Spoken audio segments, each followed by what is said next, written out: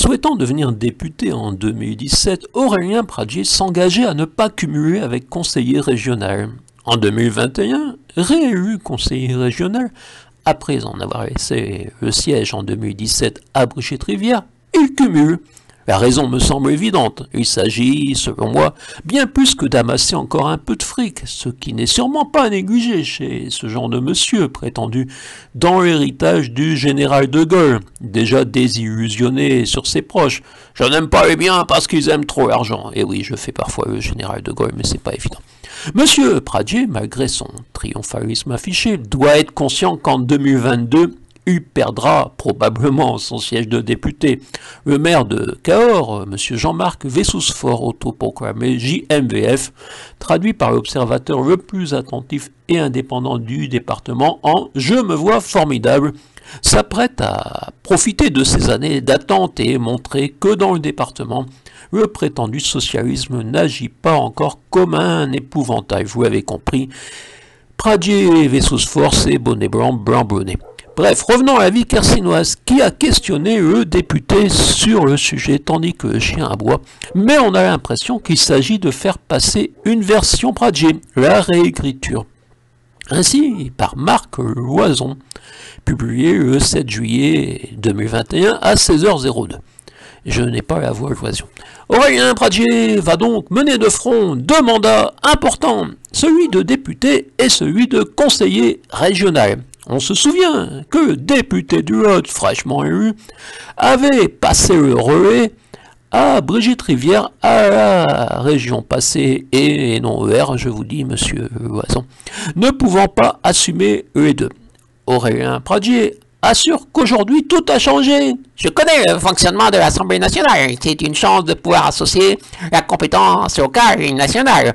Cela me permet de garder les pieds sur terre. Je ne crois pas aux députés déconnectés. Il me semble vraiment déconnecté pourtant, monsieur Pradier. Bref, pourtant, comme moi, la vie carcinoise doit conserver des archives. Aurélien Pradier est noté dans sa propagande électorale de 2017. Élu député, je confierai à ma suppléante mon mandat actuel de conseiller régional. J'appliquerai le non-cumul. Il ne s'agissait pas d'une décision, car ne pouvant pas assumer les deux, mais d'une promesse d'avant l'élection législative. Il est vrai que dans le point suivant, Aurélien Pradier notait « Je m'engage à vous rendre compte de mon travail de député. Chaque année, dans un document complet adressé à chaque citoyen, je ferai le bilan de mon action dans le Lot et à l'Assemblée. » Je n'ai rien reçu. Et vous? Son bilan peut certes tenir sur une carte postale. Un tiers d'opportunisme, 2 tiers de communication.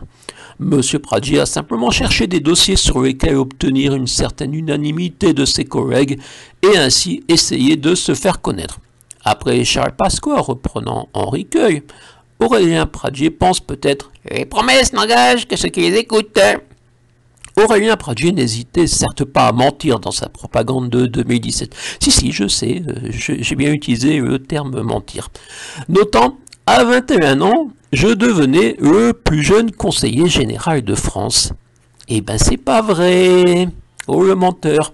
Né le 14 mars 1986, il fut élu le 9 mars 2008. Alors que le même jour, sur le canton de Neuilly-sur-Seine, Sud était élu Jean Sarkozy, né le 1er septembre 1986, soit presque 6 mois plus jeune que M. Pradier. Mais de cela, la vie carcinoise ne semble pas s'en soucier. Il est vrai que M. Pradier n'était pas encore député, qu'il pouvait déjà pratiquer l'auto-interview dans cet hebdomadaire. Et comme vous le savez, cet hebdomadaire, ses portes me sont fermées. Il n'y a eu qu'une petite parenthèse, mais je crois que M. Bonnemer a sûrement reçu des ordres de ses vrais patrons, puisqu'il ne veut absolument plus me questionner. Donc ce n'est pas grave si la dernière fois il m'a questionné, mais c'est pas passé. On ne sait pas pourquoi. Peut-être parce qu'il est très proche de M. Caumont, on ne sait jamais, hein, c'est peut-être M. Caumont son véritable patron. Enfin, je ne sais pas, M. Patrice Caumont m'avait semblé être très proche de M. Bonnemer, enfin c'est lui qui me l'avait dit, et M. Bonnemer avait confirmé.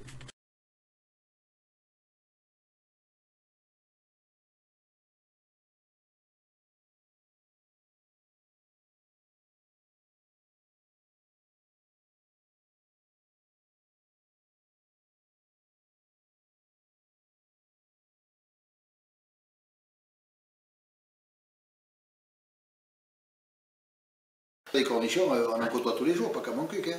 Les cornichons, on en côtoie tous les jours, pas qu'à mon cul, hein.